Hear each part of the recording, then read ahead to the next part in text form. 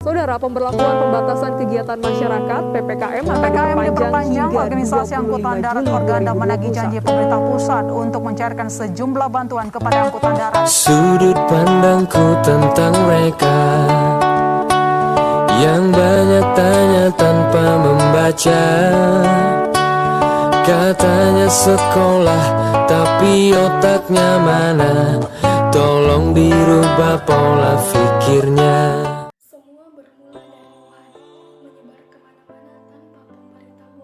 Melampaui batas negara dan jabatan, memapar segala bangsa tanpa ampun.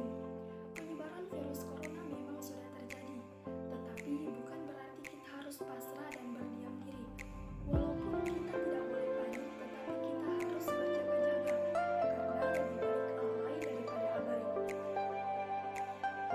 Kurang lebih 2 tahun sudah negara kita terpapar oleh pandemi COVID-19, di mana telah banyak korban meninggal yang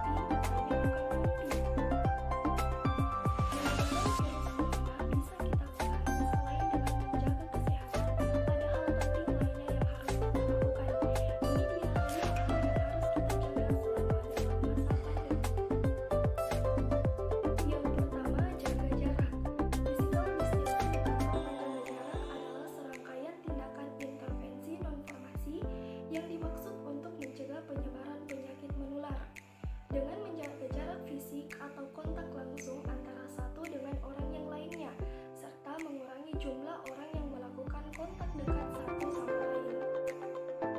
Hal ini diberlakukan karena sudah terbukti dengan menghindari kerumunan dapat mengurangi paparan COVID-19. Teman-teman, sekarang aku sudah tahu loh, apa yang dimaksud dengan jaga jarak.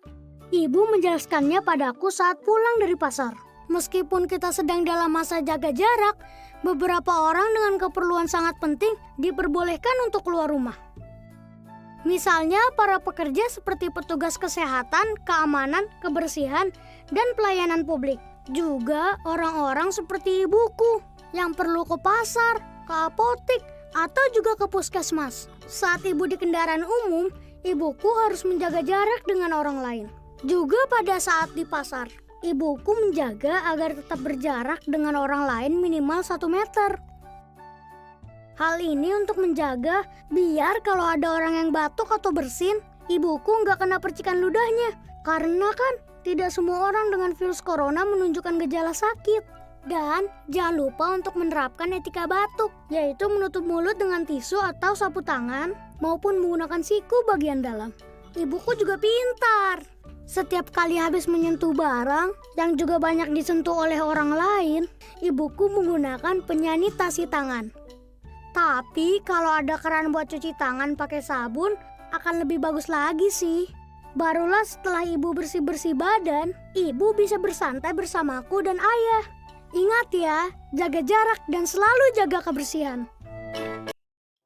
Yang kedua, memakai masker. Menurut penelitian, menggunakan masker memiliki banyak manfaat. 1. Menghindari paparan polusi udara. Asap dari kendaraan bermotor pabrik, rokok, dan debu adalah beberapa jenis polusi udara yang bisa ditemukan setiap harinya. Nah, paparan polusi ini dapat mempengaruhi kinerja paru-paru serta meningkatkan risiko terserang penyakit pernapasan. Yang kedua, mencegah penularan dan penyebaran penyakit. Menggunakan masker adalah salah satu upaya penularan paparan COVID-19.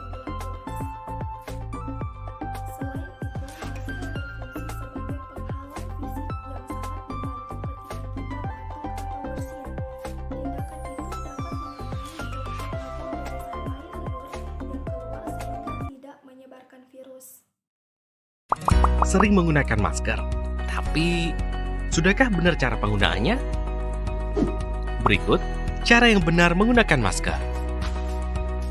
Pertama, cuci tangan dengan sabun dan air mengalir atau bersihkan tangan dengan cairan berbahan dasar alkohol. Cek masker Anda dan periksa apakah ada sobekan atau lubang. Pastikan arah masker sudah benar. Pita logam terletak di sisi atas. Tekan pita logam atau sisi masker yang kaku sampai menempel sempurna ke hidung. Tarik sisi bawah masker sampai menutupi mulut dan dagu. Setelah digunakan, lepas tali elastis masker dari daun telinga sambil tetap menjauhkan masker dari wajah dan juga pakaian, supaya tidak bersentuhan dengan permukaan masker yang mungkin terkontaminasi.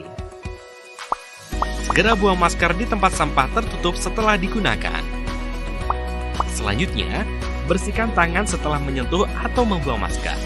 Gunakan cairan antiseptik berbahan dasar alkohol, atau jika tangan terlihat kotor, cuci tangan dengan air bersih mengalir dan juga sabun. Yang ketiga, mencuci tangan. Kedua tangan kita memainkan peranan penting dalam penularan penyakit. Berbagai bakteri penyebab penyakit menular bisa menyebar melalui orang satu ke orang lainnya, hanya melalui tangan. Ada banyak orang yang berpikir bahwa mencuci tangan sesering mungkin dapat membuang waktu mereka, padahal sejumlah virus dan bakteri dapat hidup di permukaan benda dalam waktu yang lama. 6 langkah cuci tangan. Basahi kedua tangan terlebih dahulu dan gunakan sabun secukupnya. Ratakan sabun dengan menggosok kedua telapak tangan. Gosok kedua punggung tangan secara bergantian. Gosok sela-sela jari tangan. Gosok bagian dalam jari dengan posisi jari tangan saling mengunci. Gosok dan putar ibu jari bergantian. Gosok memutar ujung jari tangan secara bergantian. Bilas dengan air mengalir. Keringkan dengan tisu atau handuk. Kemudian, matikan keran dengan tisu atau handuk yang sudah digunakan. Lakukan langkah-langkah mencuci tangan selama 40-60 detik jika menggunakan air dan 20 hingga 30 detik jika menggunakan hand sanitizer. Ini kata dokter tentang cara mencuci tangan.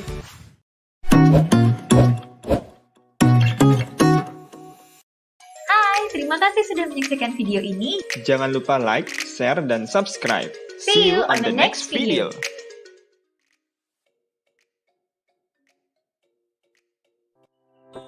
Yang keempat, menjauhi kerumunan. Langkah yang bisa dilakukan untuk mencegah penularan COVID-19 adalah hindari kerumunan, karena dalam kerumunan tersebut tidak diketahui siapa yang tertular COVID-19 apalagi tanpa gejala. Dengan menghindari kerumunan sama dengan kita melindungi diri sendiri, keluarga, bahkan orang tua, rentan seperti lansia dan orang dengan penyakit kronis. Social distancing dianggap dapat mengurangi risiko penyebaran COVID-19 karena virus menular antar manusia melalui droplet atau partikel air liur ketika penderita mengalami bersin atau batuk. Dikutip cnnindonesia.com, praktik social distancing berhasil diterapkan saat menghadapi pandemi flu Spanyol 1918. Angka kematian dan penularan pun menurun signifikan. Meskipun pada penanganan COVID-19, praktik social distancing secara ilmiah belum dapat dibuktikan keberhasilannya. Meskipun begitu, jumlah negara yang terjangkit COVID-19 lebih dulu dari Indonesia sudah menerapkan praktik social distancing tersebut. Tiongkok misalnya, sebaran kasus COVID-19 yang begitu masif di negara tersebut membuat masyarakat patuh pada aturan social distancing, khususnya di tempat umum. Yang kelima, mengurangi mobilitas. Jika tidak ada keperluan yang mendesak, tetaplah berada di rumah. Meski sehat dan tidak ada gejala penyakit yang belum tentu Anda pulang